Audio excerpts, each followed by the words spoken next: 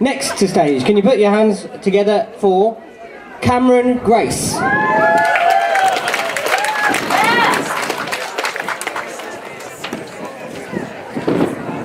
Good afternoon. I do a little bit around the place. Some may have seen me, the luckier ones of you won't have.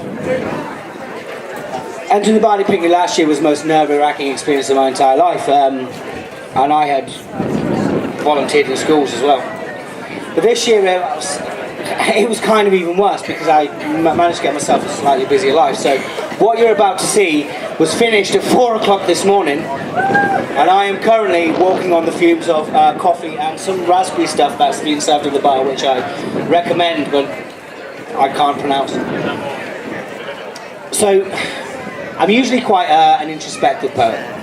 I usually talk about experiences, memories, things like that, but for some reason I got grumpy last night.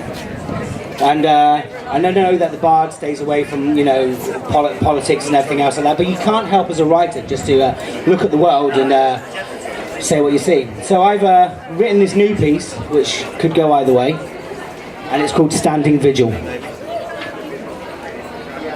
There was always an ism, a loaded label screaming from the barrel of a pointed finger, or buried between tabloid covers and spinning in the microwaves that light up our screen.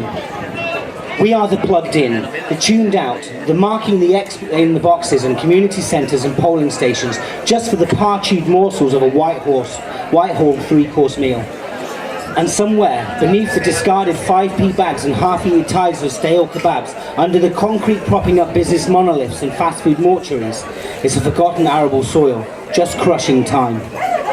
There is always an ism. Stepping stones across the spine, fingerprints ground to ivory, little moments and flakes of skin in watertight boxes, and catacombs built to hold yesterday at bay. Hidden in mal-remembered libraries, little spiders of thought scurry into tapered cracks to spin hairline webs, too fragile to be heard over the Pokemons, the Kardashians and the Donald Trumps. And we cling to our isms. When skipping from page 3 to yesterday's football scores and back to the cartoon strips, we walk roadside, open doors and jam jars and stifle our sobs with the blue handkerchiefs passed down from father to son. The dear Deirdres sneer at the side while we drink beer every night and stumble home to Coronation Street wives and the borrowed stones that hear us decide that we just can never be man enough, and we choke hold these isms that sell us everything. Sunlight at 20% off. Gravity in package deals, dragging black dust from the earth, eke blood for crushed stone till we pop another pill to keep us upright for 1 hour longer. Oh, welcome to the Groundhog Annual Anger Games. And we dream of tomorrow's dystopia, and run the maze, Thomas, run as fast as you can. You can't catch me, I'm a futures man. Giving you tomorrow through email, redeeming your VIP passes to the apocalypse, one barcoded epitaph at a time.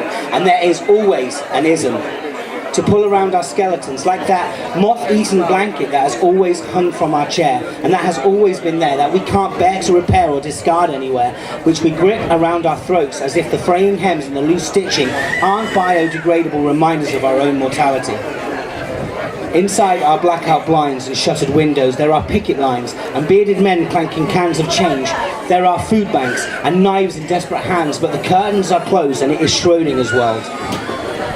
There is always an ism, always a prism of pigment marching through the streets like soldier ants with laptops and low heads, raiding iron worms from one filing cabinet to the next.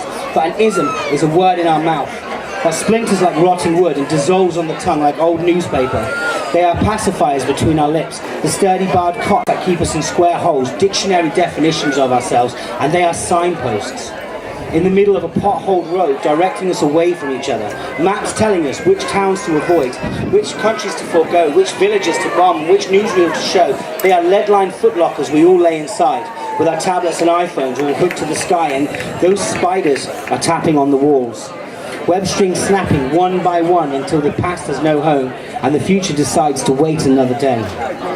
One day, we will line up under a bleeding dusk sky and stand vigil over the last scraps of the earth, waiting to see which one of us decides to take it for our own. Thank you.